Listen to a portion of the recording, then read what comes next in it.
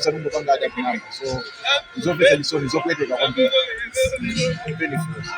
Singala mzile marefu, of course apanga ma decisions zao kwa maifeo taluzabe ifeo tamini tajiba. So marefu zao zisibe nchiko ifeo ngati team ikuto mbifeo nizofu zibe nchiko.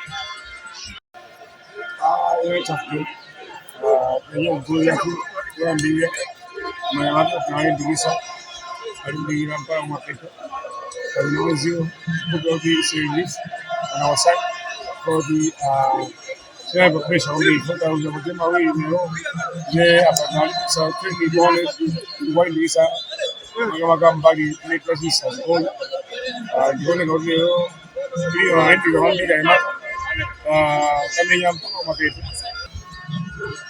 tunafuna kulimbikisa competition among players, so it's not automatic that player winner uzao na mazingi za azika kubiti espoti tufauti na players tuzaika espoti mmenga kucheza training competition ikakuwa timu imeshika